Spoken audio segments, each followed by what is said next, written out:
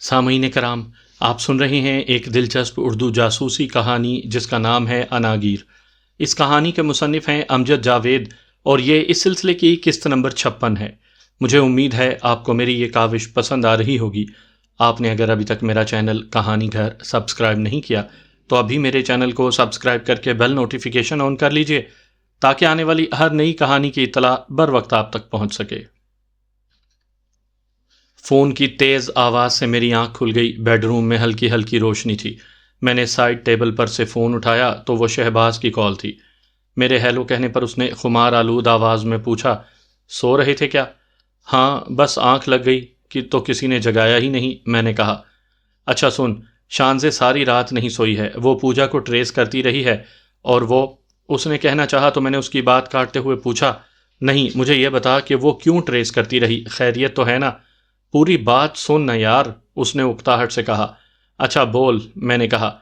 وہ 2 دن سے پوجا کو تلاش کر رہی ہے، اس کا فون ایک ہی جگہ ہے لیکن اس کی کال سے پتہ چلتا ہے کہ وہ شہر میں کئی جگہوں پر پھرتی ہے، سو اس کے پاس بھی کوئی جدید تکنیک کا اعلیٰ فون ہے اور یہ کسی نیٹ ورک کے تحت چل رہا ہے، جیسے تمہارا فون ٹریس نہیں ہوتا۔ اس نے تفصیل سے سمجھایا۔ جیسے شانزے نے مجھے دیا ویسا ہی؟ میں نے پوچھا۔ ہاں بس ایسے ہی سمجھ لے، ہر بندہ اپنے طریقے سے فون کو سیٹ کرتا ہے اپنی ضرورت کے مطابق، اس نے بتایا تو میں نے پوچھا، یہ بات ابھی بتانا ضروری تھی کیا؟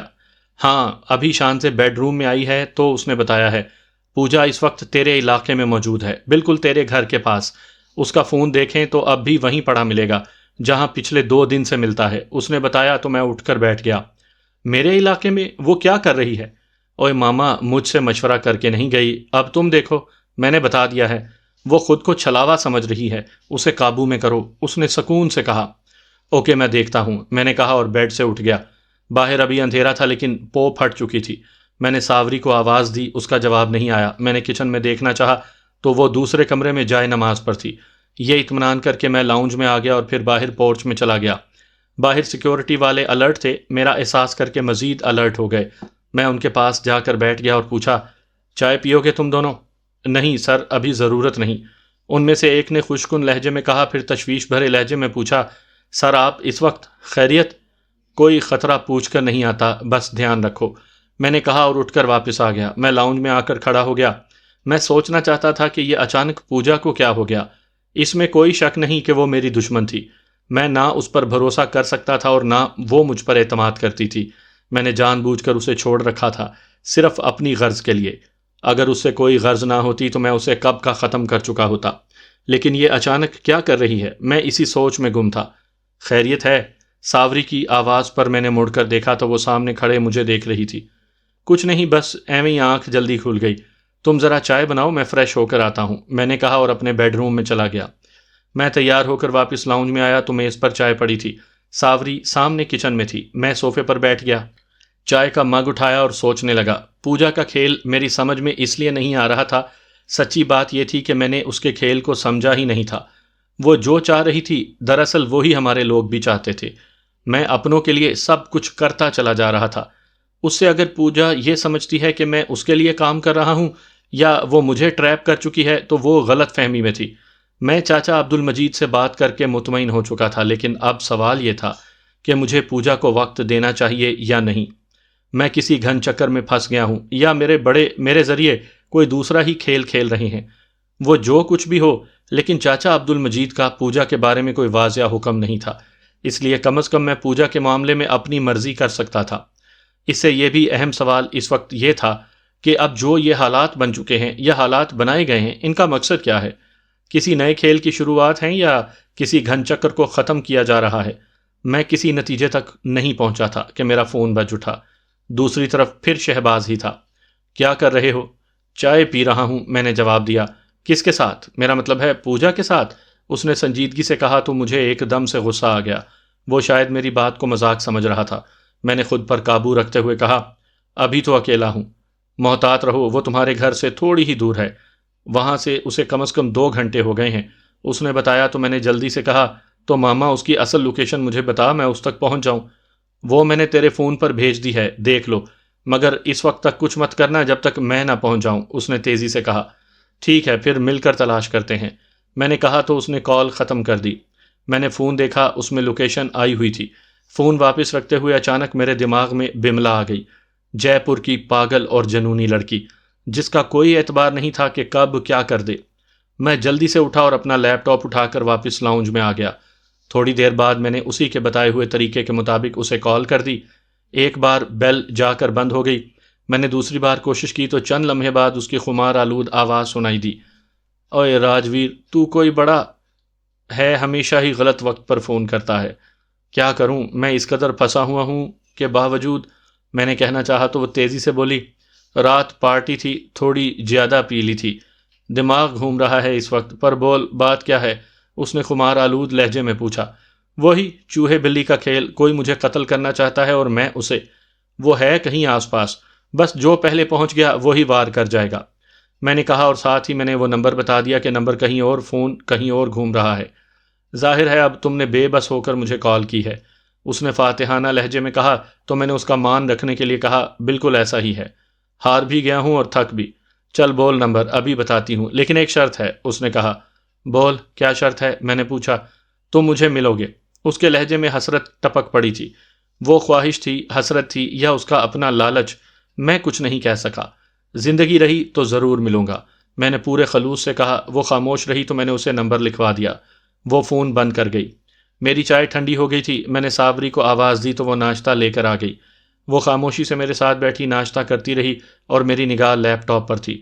بات یہ نہیں تھی کہ مجھے شہباز پر اعتماد نہیں تھا، بلکہ میں ایک دوسرے سورس سے یہ تصدیق کرنا چاہتا تھا کہ کیا واقعی ایسا ہی ہے، کہیں شانزے سے کوئی بھول چوک تو نہیں ہو گئی۔ اگرچہ پوجا کا انداز ہی شانزے کی بات کی تصدیق کر رہا تھا، لیکن کھیل کیا ہے یہ سمجھنا از حد ضروری تھا۔ آدھے گھنٹے سے بھی زیادہ وقت بیت گیا، نہ ابھی تک شہباز پہنچا اور نہ ہی بملا نے کوئی جواب دیا تھا۔ میں خود پر قابو رکھے ناشتہ کر چکا تھا۔ صابری پھر کچن میں جا کر الجھ گئی تھی۔ شبانہ اور فرزانہ بھی تیار ہو کر کچن کا چکر لگا آئی تھیں۔ ماحول کافی کھردرا ہو گیا ہوا تھا۔ میری نگاہیں لیپ ٹاپ سکرین پر لگی ہوئی تھیں۔ اچانک بملا کا پیغام آ گیا، اس نمبر سے تمہیں بے وقوف بنایا جا رہا ہے۔ یہ جدید ترین تحقیق ہے اور دنیا میں چند لوگوں کے پاس ہے، جن میں ایک تمہاری دوست بملا کے پاس بھی ہے۔ یہ نمبر دونوں جگہوں پر نہیں، یہاں پر جو بھی دکھایا جا رہا ہے وہ فیک ہے۔ اصل نمبر کی لوکیشن میں تمہیں بھیج رہی ہوں۔ اس کے ساتھ ہی ایک لوکیشن آ گئی۔ میں نے اسے دیکھا تو وہ جوہر ٹاؤن کے ایک فیز کی تھی۔ میں نے پھر سے بملا کو فون کر دیا۔ یہ سارا چکر کیا ہے؟ ذہین لوگوں کا غلط جگاڑ۔ ابھی یہ کم لوگوں کی سمجھ میں آ رہا ہے، 1-2 ماہ تک عام لوگ بھی سمجھ جائیں گے۔ اس سے اصل لوکیشن چھپ جاتی ہے۔ یہ بالکل ایسے سمجھ لو جیسے اصل دستاویز کہیں محفوظ رکھ کر اس کی فوٹو کاپی سے کام چلایا جائے۔ اس نے سمجھایا تو میں بولا، اچھا اب تم سو جاؤ، میں دوپہر کے بعد تمہیں تنگ کروں گا۔ کاش تم مجھے تنگ کرو، بے تحاشا تنگ کرو اور بہت زیادہ کرو، اس نے خمار آلود لہجے میں کہا اور فون بند کر دیا۔ میں بہت حد تک پرسکون ہو گیا تھا۔ میرے اعصاب پر جو ایک دم سے بوجھ سوار ہوا تھا وہ اتر گیا۔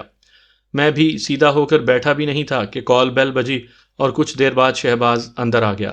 اسے دیکھتے ہی میں نے ہانک لگائی، ساوری وہ بھوکا آ گیا ہے جس کی بیوی نے ناشتہ نہیں دیا۔ بیوی نہیں دے گی تو مجھے میری بہن ناشتہ دے گی، اس نے میرے دائیں طرف پڑے صوفے پر بیٹھتے ہوئے کہا۔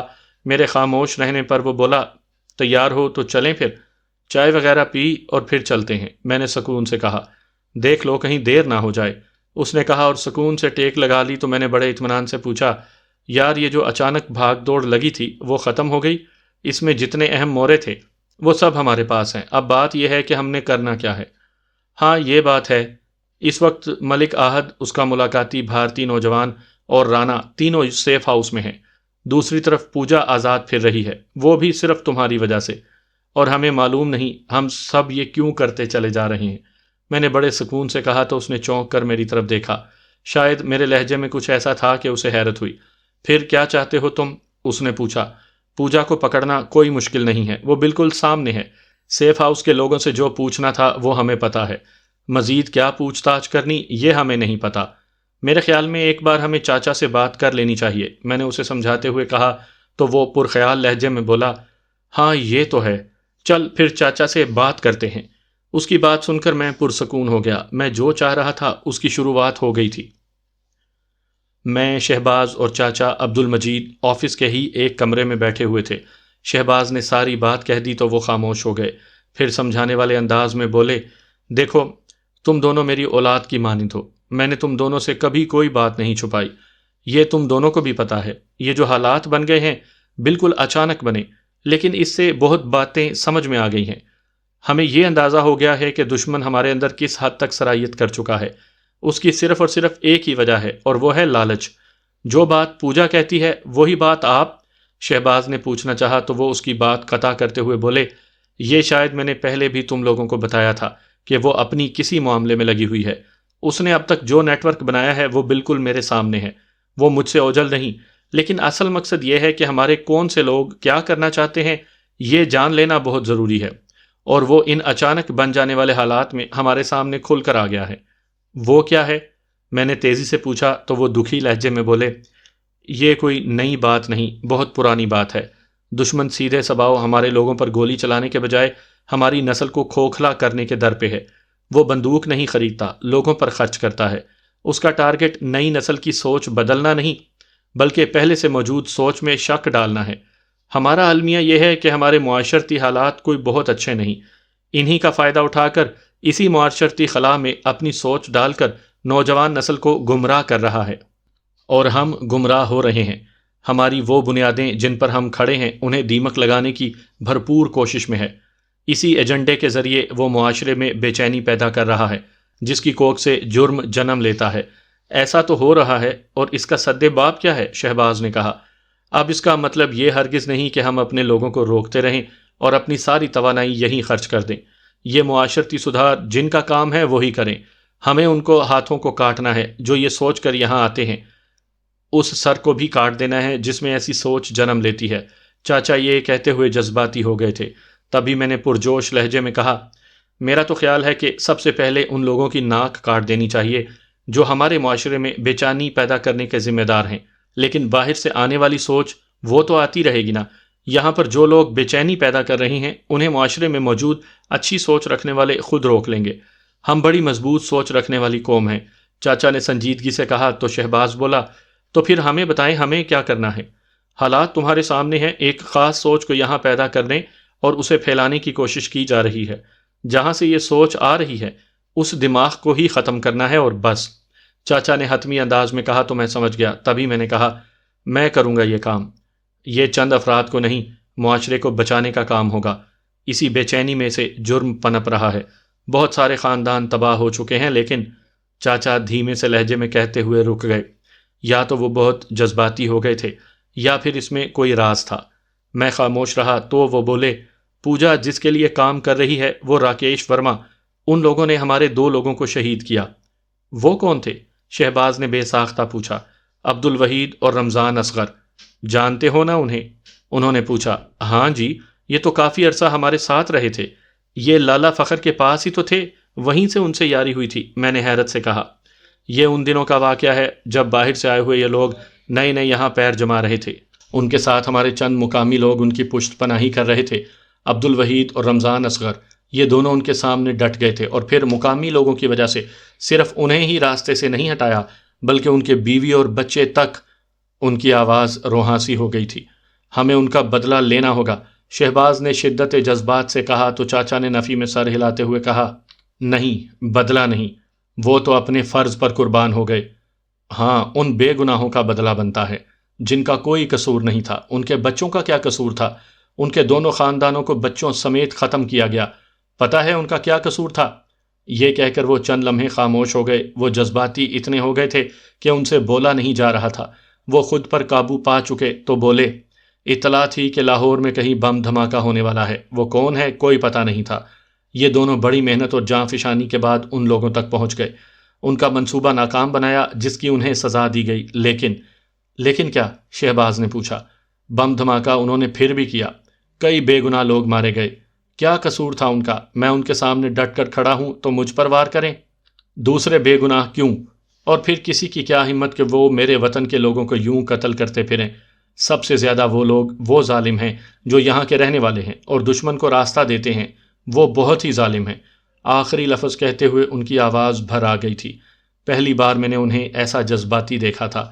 اس میں کوئی شک نہیں، اگر یہاں کے لوگ شامل نہ ہوں تو باہر والوں کی ہمت نہ پڑے، شہباز نے سخت لہجے میں کہا۔ بس اگر بدلہ لینا ہے تو ان لوگوں کو یہاں سے باہر پھینکنا ہوگا، انہیں جڑ سے اکھاڑ کر ختم کرنا ہوگا، تاکہ جب بھی اگر کوئی اس طرف منہ کرے تو پہلے 100 بار سوچے، یہاں کے لوگ بھی اور وہاں کے لوگ بھی۔ انہوں نے کہا تو چند لمحے تک ہمارے درمیان خاموشی ٹھہری رہی، تبھی میں بولا، میں دعویٰ تو نہیں کرتا لیکن کوشش ضرور کروں گا۔ میرے لہجے میں سختی پتہ نہیں کہاں سے آ گئی تھی۔ شہباز نے چونک کر میری طرف دیکھا اور پرسکون ہو کر صوفے سے ٹیک لگا لی۔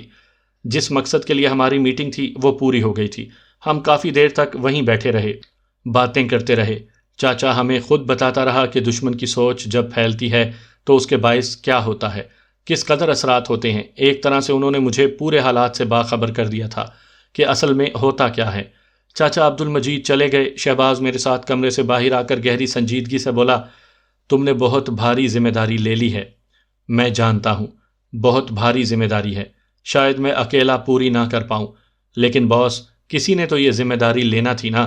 تم چاہو تو تم مجھ سے الگ ہو سکتے ہو، میں نے پورے خلوص سے کہا۔ اوئے ماما، یہ تم نے کیسی بات کر دی؟ اگر زندہ رہا نا تو بڑی لمبی فیلڈنگ کھیلوں گا تیرے ساتھ، مر آ گیا تو معاف کر دینا۔ چل اب سارا کچھ چھوڑ، یہاں سے نکل، شانزے کے ہاتھ کا کوئی امریکی کھانا کھاتے ہیں۔ اس نے مسکراتے ہوئے کہا تو میں بولا، ابھی نہیں، شام کے وقت، میں ساوری کے ساتھ ہی آؤں گا۔ اوکے، لگتا ہے آج تم اکیلے رہنا چاہتے ہو، اس نے کہا اور اپنی گاڑی کی طرف بڑھ گیا۔ میں نے بھی وہاں سے گاڑی نکال لی اور گھر چل پڑا۔ سپہر ہو چکی تھی، میرے سامنے لیپ ٹاپ کھلا پڑا تھا اور میں بملا کے پیغام کے انتظار میں تھا۔ کچھ دیر پہلے میں اس سے رابطہ کر کے پوجا کی لوکیشن کے بارے میں پوچھ چکا تھا۔ میں چائے کی چسکی لیتے ہوئے خیالات میں کھویا ہوا تھا۔ مجھے وحید اور رمضان کے ساتھ کئی دوسرے لوگ بھی یاد آ رہے تھے۔ تبھی لیپ ٹاپ سے ہلکی سی آواز گونجی۔ میں نے دیکھا تو وہ بملا کا پیغام تھا۔ اس نے لکھا تھا، وہ صبح سے کئی جگہ گھومی ہے اور اس وقت جہاں تم بیٹھے ہو تم سے زیادہ 15 اور 20 منٹ کے درمیانی فاصلے پر ہے۔ اگر تمہیں اپنی گاڑی پر رش نہ ملے تو اتنی دیر میں پہنچ سکتے ہو۔ میں نے تمہیں دنیا سے چھپا لیا ہے۔ چھپا لینے کا مطلب اب تمہاری لوکیشن دکھائی نہیں دے گی۔ جو بھی تمہیں ٹریس کرے گا اسے یہی لگے گا کہ تم اپنے گھر ہی میں ہو، اور جو میں لوکیشن بھیج رہی ہوں یہ اس کی وہ لوکیشن ہے جہاں پر وہ اب بھی موجود ہے۔ اس کے ساتھ ہی نیچے اس کی لوکیشن تھی۔ میں اس لوکیشن کو سمجھا اور ایک جھٹکے سے اٹھ گیا۔ لاؤنج میں شبانہ اور فرزانہ میرے انتظار ہی میں بیٹھی تھیں۔ میں نے انہیں اپنے ساتھ آنے کا اشارہ کیا اور باہر پورچ میں آ گیا۔ کچھ دیر ہم سڑک پر تھے۔ فرزانہ ڈرائیو کر رہی تھی۔ تقریباً 15 منٹ تک ہم اسی لوکیشن پر پہنچ گئے۔ ہمارا اور پوجا کا فاصلہ کوئی 100-200 میٹر رہا ہوگا۔ جہاں ہم کھڑے تھے وہ سروس روڈ کے ساتھ پھیلی ہوئی آبادی تھی۔ ایک سڑک گلی میں داخل ہو رہی تھی جس کے دونوں طرف 2 منزلہ گھر بنے ہوئے تھے۔ ہم گلی کی نکڑ پر آ کر رکے تھے۔ پوجا تک پہنچنے کے لیے ہمارے پاس 2 ہی صورتیں تھیں۔ اس کا انتظار کرتے جب بھی وہ باہر نکلتی یا پھر اسے باہر بلاتے۔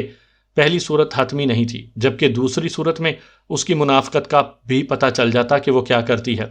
میں نے چند لمحے سوچا اور پھر اسے کال ملا دی۔ دوسری طرف بیل جاتی رہی اور پھر اس نے کال ریسیو کر لی۔ کہاں ہو؟ میں نے بڑے نرم لہجے میں پوچھا۔ یہیں تمہارے شہر میں ہوں، اس نے گول مول سا جواب دیا۔ وہ لڑکی کہاں ہے جسے تم نے فارم ہاؤس سے اٹھانے کے لیے کہا تھا؟ میں نے اس سے پوچھا تو تیزی سے بولی، مجھے نہیں پتا، تم نے خود ہی تو کہا تھا کہ وہ وہاں پر نہیں ہے۔ ہاں، اس وقت تو وہ وہاں پر نہیں ملی تھی، لیکن اب اس کے بارے میں پتا چلا ہے کہ وہ یہیں شہر میں کسی کے پاس ہے۔ ہمارے پہنچنے سے پہلے ہی اسے کسی نے وہاں سے ہٹا دیا تھا۔ مجھے یہ بتاؤ، وہ کسی خطرے کی وجہ بن سکتی ہے؟ میں نے اسی نرم لہجے میں پوچھا۔ میں نے تمہیں بتایا تھا نا کہ وہ راکیش ورما کی انفارمر ہے، ساری معلومات وہ یہاں سے دے رہی ہے۔ وہ خطرہ بن سکتی ہے، ممکن ہے وہ خطرہ بن چکی ہو، اس نے تشویش زدہ لہجے میں کہا۔ تو پھر پتہ کرو وہ کہاں ہے، میں نے لاپرواہی والے انداز میں کہا۔ اگر وہ تمہارے کسی بندے کے پاس ہوئی تو؟ اس نے جھجکتے ہوئے کہا تو میں نے سخت لہجے میں پوچھا، پاگل ہو تم؟ میرے بندوں کے پاس ہوتی تو مجھے پتا ہوتا، وہ مجھے اسی وقت مل گئی ہوتی۔ وہ تمہارے ہی کسی بندے کے پاس ہے۔ یہ میں نے اس لیے پوچھا ہے کہ بہت ساری ایسی خبریں سامنے آ رہی ہیں جو ہمارے لیے خطرناک ہو سکتی ہیں۔ اب تم جانو تمہارا کام۔ اتنا غصہ کیوں کر رہے ہو؟ میں نے تو ایسے ہی اندازہ لگایا تھا۔ خبریں کیا ہیں؟ اس نے اپنے مطلب کی بات پوچھ لی۔ یہی میں چاہتا تھا، خبریں اچھی نہیں، وہ بھی تمہارے بارے میں۔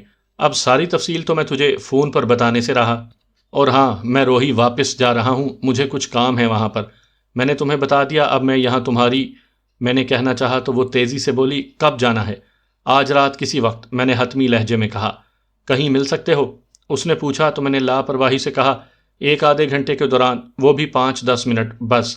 کہاں پر ہو؟ اس نے پوچھا۔ میں اپنے گھر پر ہوں، میں نے کہا تو تیزی سے بولی، چلو نکلو پھر، میں تمہیں گلبرگ میں کہیں ملتی ہوں، تم نہ جانے کب پہنچو، جہاں پہنچنا ہے وہاں جا کر مجھے کال کرنا، میں نکل آتا ہوں، زیادہ سے زیادہ 10-15 منٹ تک پہنچ جاؤں گا، میں ابھی 2 منٹ میں نکل رہی ہوں، اس نے تیزی سے کہا۔ میں جانتا ہوں تم فیلڈنگ لگائے بغیر باہر نہیں نکلو گی، اس میں تمہیں بہت وقت لگ جانا ہے، میرے پاس وقت نہیں، میں نے طنزیہ لہجے میں کہا تو وہ حتمی لہجے میں بولی، ہم مل رہے ہیں اور میں نکل رہی ہوں، اوکے، جب پہنچ جاؤ تو مجھے بتا دینا۔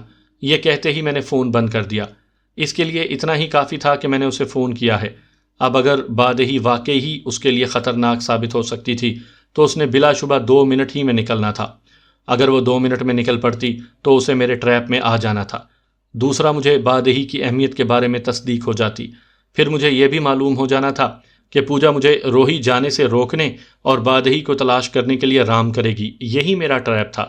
تیسرا منٹ شروع ہو چکا تھا کہ گلی کے درمیان میں سے ایک گھر کا گیٹ کھلا، اس میں سے سیاہ رنگ کی کار باہر نکلی اور میرے مخالف رخ پر چل دی۔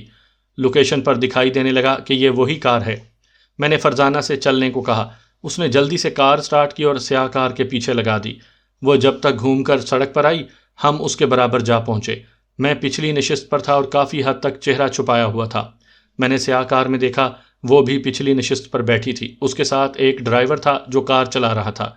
فرزانہ اب اس کے پیچھے رکھو، میں نے کہا تو اس نے کار پیچھے لگا دی۔ سیاہ کار گلبرگ کے ایک اوپن ایئر ریستوران کے سامنے جا رکی۔ پوجا نکلی اور اندر چلی گئی۔ فرزانہ نے کار روکی تو میں ہر طرف کا جائزہ لینے لگا، مجھے کوئی ہلچل دکھائی نہیں دی۔ میں کار سے نکلا اور اندر چلا گیا۔ وہ لان کے سرے پر کھڑی کہیں بیٹھنے کی جگہ دیکھ رہی تھی۔ لان میں ایک طرف ملگجا اندھیرا تھا۔ میں تیز قدموں سے اس کے پاس جا کھڑا ہوا۔ قربت کا احساس پا کر اس نے مڑ کر دیکھا تو اسے حیرت بھرا جھٹکا لگا۔ وہ یقین نہیں کر سکتی تھی کہ میں اتنی صورت سے وہیں آ جاؤں گا جہاں بیٹھ کر اس نے مجھے فون کال کرنا تھی۔ وہ پھٹی پھٹی آنکھوں سے میری طرف دیکھ رہی تھی۔ تبھی اس نے تھر تھراتے ہوئے لہجے میں پوچھا، تم اتنی جلدی؟ مجھے لگا یہ اس کا سوال نہیں، ٹریپ میں آ جانے والی شکار کی چیخ تھی۔ میں نے اس کی آنکھوں میں دیکھتے ہوئے دھیمے سے کہا، پوجا، میں نہیں سمجھتا کہ تم پاگل ہو یا تمہیں سمجھ نہیں ہے، اس لیے اسی سکون کے ساتھ میرے ساتھ چلو، میں تم سے کچھ باتیں کرنا چاہتا ہوں۔ تم کسی بھی غلط فہمی، اس نے کہنا چاہا، ایک بھی لفظ نہیں کہنا، بس اب چلو یا یہیں، میں نے سخت لہجے میں کہا تو سکون سے میرے ساتھ چل دی۔ میں ریستوران سے باہر نکلا تو فرزانہ نے کار کو یوں لگا دیا تھا کہ اگر فوراً نکلنا پڑے تو آسانی ہو۔ میں نے اسے سمجھا دیا تھا یا تو پوجا میرے ساتھ ہوگی یا پھر میں اسے گولی مار کر لوٹوں گا، دونوں صورتوں میں مجھے وہاں سے نکلنا تھا۔ جیسے ہی انہوں نے ہمیں دیکھا شبانہ تیزی سے باہر نکل آئی، اس کے ہاتھ میں پسٹل واضح دکھائی دے رہا تھا۔ میں پوجا کو لے کر جیسے ہی بیٹھا وہ دوسری جانب آ کھڑی ہوئی، جیسے ہی میں بیٹھا وہ اگلی نشست پر بیٹھی تو فرزانہ نے کار آگے بڑھا لی۔ جب تک سفر رش میں ہوتا رہا کوئی بھی ایک لفظ تک نہیں بولا۔ میں نے اس دوران شہباز کو ایک SMS کیا، میں شاید تم سے بات نہ کر پاؤں لیکن مجھے بادہی کی ضرورت پڑ سکتی ہے، وہی لڑکی جسے فارم ہاؤس سے اٹھایا تھا۔ تھوڑی دیر بعد اس کا میسج آیا، اوکے، مجھے اندازہ ہے تم کام پر لگ گئے ہوگے، اپنا خیال رکھنا۔ جیسے ہی کار فیروز پور روڈ پر آئی تو پوجا نے دھیمے سے لہجے میں پوچھا، کہاں لے جا رہے ہو؟ دیکھو پوجا، تمہیں مار دینے سے مجھے کچھ بھی حاصل نہیں ہونے والا، اس لیے مت ڈرو، پرسکون رہو۔ مجھے تھوڑی کنفیوژن ہو گئی ہے، اسے دور کرنا ہے، بس کر دو گی تو ٹھیک، ورنہ پھر تم جانتی ہو مجھے، میں نے سرد لہجے میں یوں کہا جیسے میں اس کے لیے اجنبی بن چکا ہوں۔ بولو، کیا پوچھنا چاہتے ہو؟ اس نے پوچھا۔ بادہی کون ہے؟ اصل معاملہ کیا ہے؟ میں نے جان بوجھ کر ایک فضول سا سوال کیا تو چند لمحے وہ خاموش رہی، پھر بولی، تمہیں یقین کیوں نہیں آتا؟ وہ صرف ایک انفارمر ہے، اس کا جتنا بھولا بھالا چہرہ ہے، جتنی وہ معصوم دکھائی دیتی ہے، اتنی ہی چالاک اور شاطر بھی ہے۔ اس کی کمزوری یہی ہے کہ اسے لڑنا جھگڑنا نہیں آتا، باقی سارے کام کر لیتی ہے۔ میں پھر تمہیں بتا دوں کہ میں جو پلان کر رہی ہوں وہ اس سے واقف ہو گئی ہے، سو وہ میرے لیے انتہائی خطرناک ہو چکی ہے، اسی لیے وہ گم ہے۔ اگر وہ میرے پلان کے بارے میں… کہاں گم ہو گئی؟ کوئی خبر ہے؟ میں نے اس کی بات کاٹتے ہوئے پوچھا۔ بالکل بھی نہیں، اس کی ہوا تک نہیں لگ رہی، اس نے بے بسی سے کہا۔ تو پھر سمجھو تم بہت زیادہ خطرے میں ہو، تیرا پلان اور تیرا یہاں کا نیٹ ورک سب سامنے آ گیا ہے۔ اب تم اس کا سامنا کیسے کر پاؤ گی میں نہیں جانتا۔ میں نے پورے اعتماد سے جھوٹ بول دیا۔ میں نہیں جانتی کہ تم کیا کہہ رہے ہو، لیکن مجھے اتنا اندازہ ہے کہ اب سے 10 منٹ پہلے تک راکیش ورما کا مجھ پر اعتماد تھا، اس نے الجھتے ہوئے کہا۔ 10 منٹ نہیں، تقریباً 11 بجے سے۔ راکیش ورما کا پلان یہ ہے کہ تم یہیں ہمارے ہاتھوں ماری جاؤ۔ اس نے صرف اتنا کیا ہے کہ ہمارے یہاں لوگوں کو کچھ کچے پکے ثبوت دے دیے ہیں کہ کل جو کچھ ہوا اس کی انفارمر تم ہو۔ میں نے پھر جھوٹ بول دیا۔ تو اسی لیے تم، وہ حیرت زدہ انداز میں کہتے ہوئے رک گئی۔ دیکھ بات سن، تجھے پکڑنے اور اٹھانے کے لیے ڈیوٹی ان دونوں لڑکیوں کی ہے۔ یہ میرا اپنا ایک نیٹ ورک ہے جس کی وجہ سے مجھے علم ہو گیا۔ انہوں نے تجھے وہاں لے کر جانا ہے جہاں، خیر چھوڑو، اگر تم میرے ساتھ سیدھی بات کرو گی، کچھ مجھے سمجھا دو گی، خود سمجھ لو گی تو سب ٹھیک ہو جائے گا، ورنہ میں کچھ نہیں کر پاؤں گا۔ اب فیصلہ تمہارا ہے۔ میں نے یوں ہی گول مول سی بات کر کے فیصلہ اسی پر چھوڑ دیا۔ مجھے بہت عجیب لگ رہا ہے یہ سب، اس نے کہنا چاہا، مگر میں بات کاٹتے ہوئے اجنبیت سے بولا، سوچ لو، ابھی کچھ دیر ہے، سوچ لو۔ سورج ڈوب گیا تھا جب ہم اس نئے آباد ہونے والے پوش علاقے میں جا پہنچے۔ وہاں ایک بنگلہ تعمیر ہو چکا تھا لیکن اس کی تیاری میں ابھی تھوڑا کام باقی تھا۔ وہاں پر ہمارے کچھ لوگ رہائش پذیر تھے، وہ میرے انتظار میں تھے۔ انہوں نے ہمیں ایک کمرہ دے دیا، میں اور پوجا اس کمرے میں چلے گئے۔ بیڈ پر سفید چادر بچھی ہوئی تھی، میں جا کر بیڈ پر پھیل گیا۔ پوجا بیڈ کے کونے میں بیٹھ گئی۔ ہاں بولو، کیا چاہتی ہو تم اور کیا کر رہی ہو؟ اس وقت میں تمہیں کچھ بھی کہوں تم مانو گے نہیں، جبکہ میں تمہیں ہر بات سچ بتا چکی ہوں، اس نے جھلاتے ہوئے کہا، اور میں تمہیں بار بار سمجھانے کی کوشش کر رہا ہوں، تم مجھ سے مسلسل غلط بیانی کرتی چلی آ رہی ہو۔ سچ کیا ہے اب بھی بتا دو۔ میں نے سکون سے پوچھا تو وہ اداکاری کرنے لگی جیسے اسے بہت غصہ آ رہا ہو، سٹپٹا رہی ہو۔ میں اسے کچھ دیر تک دیکھتا رہا، پھر اٹھ کر بیٹھ گیا۔ پوجا، جب تم مجھے ملی تھی نا تو اس وقت ریتا اور شویتا تھیں، اس وقت فرزانہ اور شبانہ ہیں۔ یہ اتفاق تو ہے، لیکن یہ ان کے جیسی بزدل نہیں، اور وہ دونوں ان جیسی خونخوار نہیں تھیں۔ صرف 5 منٹ تمہیں یہ ادھیڑ کر رکھ دیں گی اور تم چیخ چیخ کر بولو گی۔ تم میری بات سمجھنے کی کوشش کرو، پوجا نے کہنا چاہا تو میں نے گھما کر تھپڑ اس کے منہ پر مار دیا۔ وہ الٹ کر بیڈ سے نیچے جا گری۔ تھپڑ کی آواز کے ساتھ ہی شبانہ اور فرزانہ اندر آ کر دروازے میں رک گئیں۔ پوجا دھیرے دھیرے فرش سے اٹھ گئی، اس کے ہونٹوں سے خون کی ایک دھار بہہ گئی تھی۔ میں نے ان دونوں کی طرف دیکھتے ہوئے کہا، اسے جان سے نہیں مارنا، لیکن اسے پوری طرح ادھیڑ دو۔ نہیں، ایسے نہیں کرنا۔ پوجا چیختی رہ گئی، لیکن وہ دونوں آگے بڑھ چکی تھیں۔ انہوں نے پوجا کو بازوؤں سے پکڑا اور دھکا دے کر نیچے گرا دیا۔ شبانہ اس کے سینے پر بیٹھ گئی اور پوری قوت سے گھونسا اس کی گردن پر مارا۔ پوجا کے منہ سے دردناک خرخراہٹ نکلی جیسے اسے ذبح کیا جا رہا ہو۔ فرزانہ نے اس کے سر پر ٹھوکر ماری۔ وہ بالکل ہی یوں ہو گئی جیسے اس کے حواس گم ہو چکے ہوں۔ انہوں نے پوجا کا ایک ایک بازو پکڑا اور کھڑا کر لیا۔ ایک نے اس کی پسلی پر گھونسا مارا تو دوسری نے پیٹ میں۔ شبانہ نے اس کے سینے پر ہاتھ رکھ کر پھر سے گردن پر گھونسا مارا۔ اسی لمحے فرزانہ نے اس کے سینے پر کوہنی ماری۔ وہ ڈکارتی ہوئی بیڈ پر گری، تبھی دونوں پل پڑیں۔ اس نے آدھا منٹ بھی نہیں نکالا اور دونوں ہاتھ اٹھا کر بے ہوش ہو گئی۔ تھوڑی دیر بعد جب اسے ہوش دلایا گیا تو اس کی حالت بری ہو چکی تھی۔ تم نے بہت ظلم کیا، اس نے شکوہ بھرے لہجے میں کراتے ہوئے کہا، لیکن مجھے حیرت سے یہ ہے کہ تم نے مزاحمت نہیں کی جس طرح میرے ساتھ لڑی تھی۔ میں نے اس کی بات کو نظر انداز کرتے ہوئے پوچھا۔ کوئی فائدہ نہیں، اس نے ہانپتے ہوئے بامشکل کہا۔ تو چھپانے سے بھی کوئی فائدہ نہیں ہوگا، ہر 5 منٹ کے بعد یہی چلتا رہے گا۔ خود مر جاؤ تو مر جاؤ، لیکن میں تمہیں نہیں ماروں گا۔ میں نے سرد مہری سے کہا تو وہ میری طرف دیکھتی رہی۔ شبانہ اس کے لیے پانی لے آئی تھی، وہ گلاس بھر پی چکی تو بیڈ پر پھیلتے ہوئے بولی، میرا فون دے دو، اس پر بڑی اہم کال آئی ہوئی ہوگی۔ کیسی کال؟ میں نے مسکراتے ہوئے کہا۔ تیرے گھر کے بارے میں کال، ساوری بارے کال، اس نے زہریلی مسکراہٹ کے ساتھ کہا۔ مطلب تم نے اس پر حملہ؟ میں نے سختی سے پوچھا۔ ہاں، میں نے اپنے ڈرائیور کو سمجھا دیا تھا کہ میرے ساتھ کیا ہو سکتا ہے، اس نے کہا تو میں کہا لگا کر ہنس دیا۔ پوجا، اسی فون نے تمہیں دھوکہ دیا ہے، اسی فون نے تیرے جھوٹ پکڑنے میں میری مدد کی ہے، اور یہی فون تمہیں دنیا میں زندہ رکھے گا، لیکن تم باہر لان میں کئی فٹ گہرے کھڈ میں گل سڑ رہی ہوگی۔ وہ میری طرف حیرت سے دیکھنے لگی۔ میں نے اپنا سیل فون نکالا اور شہباز کے نمبر ملا دیے، ساتھ ہی اسپیکر آن کر دیا۔ چند لمحوں کے بعد اس نے کال ریسیو کرتے ہوئے کہا، اوئے ماما، کدھر ہو تم؟ ساوری بھابھی آ گئی اور تم؟ میں پوجا کے ساتھ رنگ رلیاں منا رہا ہوں، میں نے ہنستے ہوئے کہا۔ چل منا لے پھر، تیرے گھر پہ کچھ غنڈے آئے تھے، وہ اس وقت تھانے میں بند ہیں، واپس آ کر ان کا کچھ کر لینا، اس نے کہا۔ میرے سامان کا کیا بنا؟ پیکٹ تیار ہے، جب کہو گے بھیج دوں گا۔ اچھا، شبانہ کو فون کر کے پوچھ لے کہاں ڈیلیور کرنا ہے۔ ٹھیک ہے، میں کرتا ہوں، اس نے کہا تو میں نے فون بند کرتے ہوئے پوجا کی طرف دیکھتے ہوئے پوچھا، سن لیا میری جان؟ وہ پھٹی پھٹی آنکھوں سے میری طرف دیکھتی چلی گئی جیسے حیرت ہی سے مر جائے گی۔ اس سے کچھ بھی نہیں کہا جا رہا تھا۔ کافی دیر بعد مری ہوئی آواز میں بولی، یہ سب کیا ہے؟ سب کچھ ملا جلا کر اگر فقط ایک شبد کہا جائے تو وہ ہے منافقت، وہ بھی تیری منافقت۔ تم کیا سمجھتی ہو مجھے بے وقوف بنا کر مجھ سے کام لیتی رہو گی؟ مجھے ٹریپ میں لے لیا تم نے؟ ایسا نہیں ہے، میں دیکھنا چاہتا تھا کہ تم کھیل کون سا میرے ساتھ کھیل رہی ہو اور کہاں تک کھیل سکتی ہو۔ یہ تیرا ہی کھیل تھا نا؟ مجھے معاف کر دو، تم جو کہو میں وہی کروں گی۔ وہ ایک دم سے روتے ہوئے میرے پاؤں پڑ گئی۔ میں نے اسے کچھ نہیں کہا۔ اتنے میں شبانہ کا فون بج اٹھا۔ میں نے اس کی طرف دیکھ کر کہا، باہر جاؤ تو کسی سے 2-4 سگریٹ بھی لیتی آنا۔ میری بات سن کر وہ فوراً ہی پلٹ گئی۔ تم تو سگریٹ نہیں پیتے ہو؟ اس نے کراہتے ہوئے پوچھا۔ آج پیوں گا، میں نے کہتے ہوئے پاؤں کی ٹھوکر اس کی پسلی میں ماری اور وہ دوہری ہوتی چلی گئی۔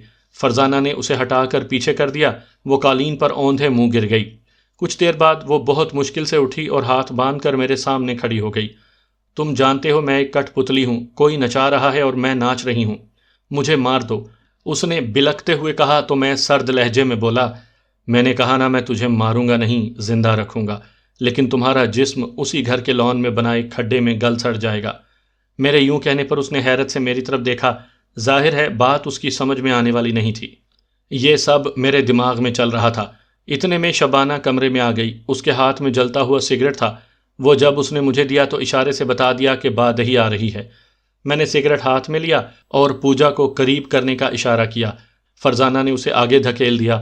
میں نے اس کی گردن اپنے ہاتھ میں لی اور سگریٹ کی راکھ اس کی کھلی آنکھوں میں ڈال دی۔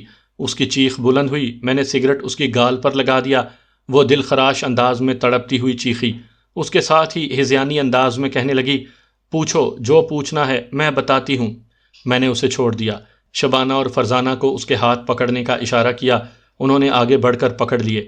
پوجا جلن کی شدت محسوس کر رہی تھی۔ میں نے پوچھا، گیم کیا ہے؟ جو برسوں سے چل رہی ہے، اس نے کراہتے ہوئے کہا۔ تمہارے ذمے کیا ہے؟ میں نے پوچھا۔ یہاں پر چند لوگوں کو بے تحاشا نوازنا، انہیں ہر طرح سے مضبوط کرنا اور پھر یہاں کے اداروں میں اپنے لوگ بٹھا دینا۔ اس نے یوں بتایا جیسے رٹا ہوا سبق دہرا رہی ہو۔ کتنے لوگ ہیں یہاں؟ میں نے پوچھا تو وہ بامشکل بولی، 3 لوگ ہیں، لیکن سورس بہت، پیسہ دو، ہر کوئی ہر کام کرنے کو تیار ہے۔ یہ لوگوں کا قتل، یہ بم دھماکے، یہ دہشت گردی۔ میں نے پوچھا، خوف، ہر طرف خوف رکھنا ہے، اسی میں افواہیں جنم لیتی ہیں اور ہمارا کام چلتا ہے۔ اس نے اٹکتے ہوئے کہا۔ باقی 2 کون ہیں؟ میں نے پوچھا۔ انوار شاہ اور صدرہ جمال۔ اس نے کہا۔ دونوں مسلمان ہیں؟ میں نے پوچھا۔ پتہ نہیں، میں بھی تو ان کے لیے نورین ہوں۔ اس نے کہا تو میں نے پوچھا، کہاں رہتے ہیں؟ پتہ نہیں، صرف فون پر بات ہوتی ہے۔ اس نے کہا، اوکے، اب بتاؤ یہ راکیش والا ڈرامہ کیا ہے؟ اس کے بارے میں اب تک میں نے تمہیں جو بتایا ہے وہ سب سچ ہے۔ کلیان جی ایک حقیقت ہے۔ راکیش ورما جیسے نہ جانے کتنے لوگ ان کے ساتھ ہیں، لیکن ہم انہیں استعمال کر رہے ہیں۔ اس نے بہت مشکل سے کہا۔ تم لوگ کون ہو؟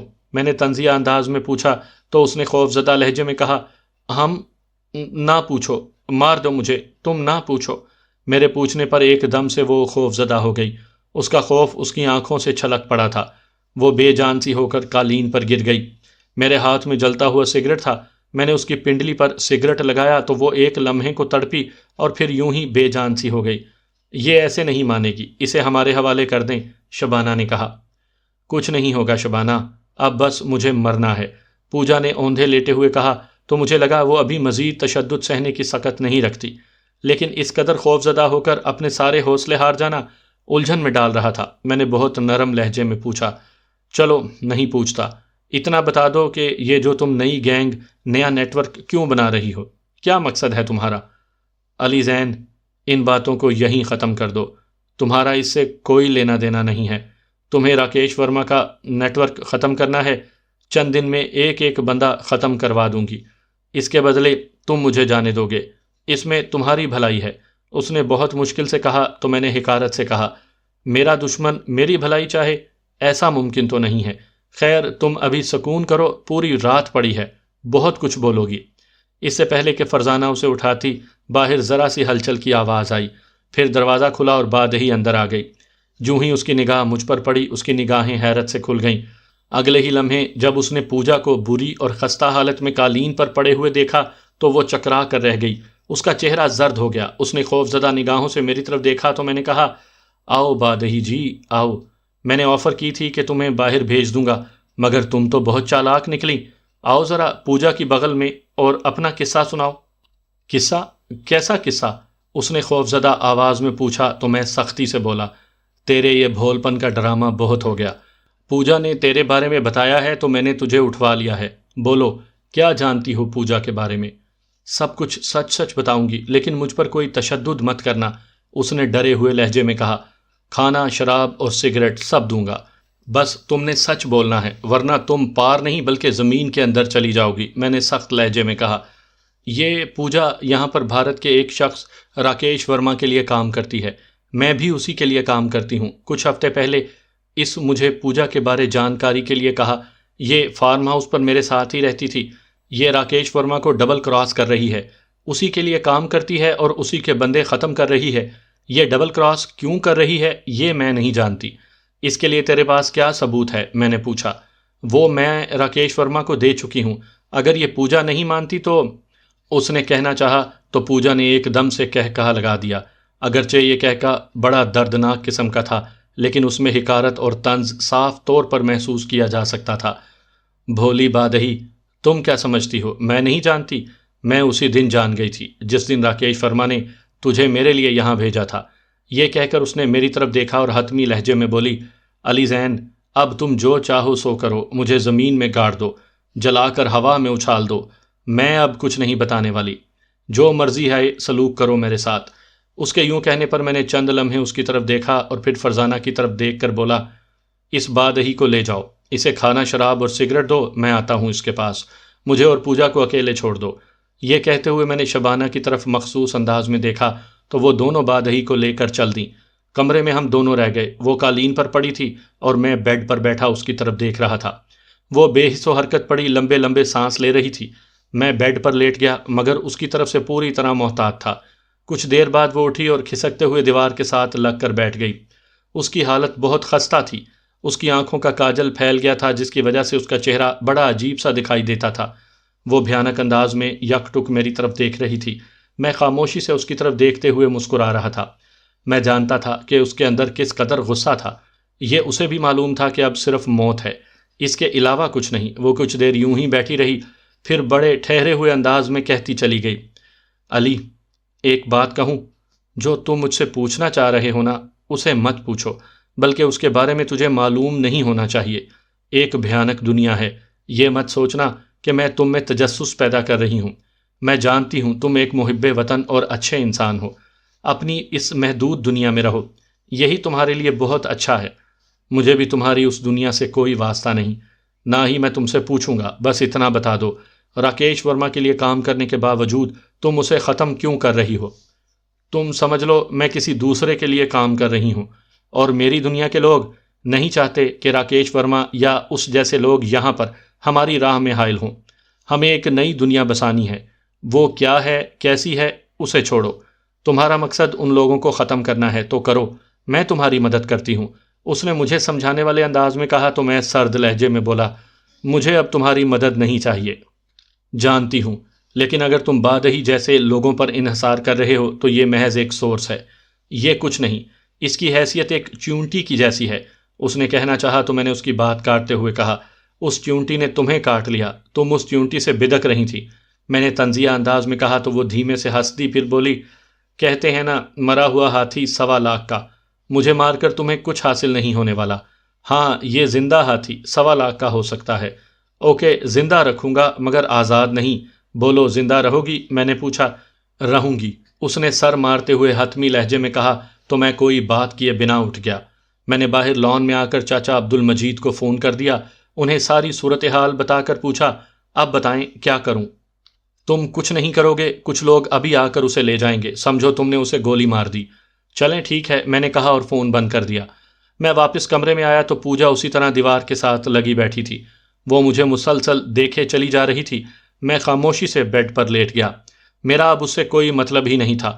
تقریباً آدھے گھنٹے بعد 3 لوگ آ گئے، مجھ تک پہنچنے میں انہیں مزید 10 منٹ لگ گئے۔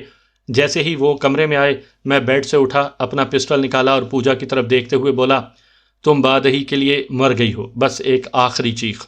یہ کہتے ہوئے میں نے 2 فائر کیے۔ پوجا کی چیخ ابھری، ایک دم سناٹا چھا گیا۔ میں نے پوجا سے لیٹ جانے کا اشارہ کیا۔ آنے والوں نے اسے بیڈ کی چادر میں لپیٹا اور نکل گئے۔ میں اس کمرے میں جا پہنچا جہاں بادہی کو رکھا ہوا تھا۔ وہ تینوں بیڈ پر بیٹھی تھیں۔ میرے ہاتھ میں پسٹل دیکھ کر بادہی کا رنگ اڑ گیا۔ تبھی فرزانہ نے پوچھا، یہ فائر؟ میں نے پوجا کو مار دیا ہے، اس کی لاش ٹھکانے لگائی جا رہی ہے، اور تم بادہی جانا چاہو تو جا سکتی ہو، کل تک یہ ملک چھوڑ دینا، تم نے میرا کچھ نقصان نہیں کیا اس لیے چھوڑ رہا ہوں۔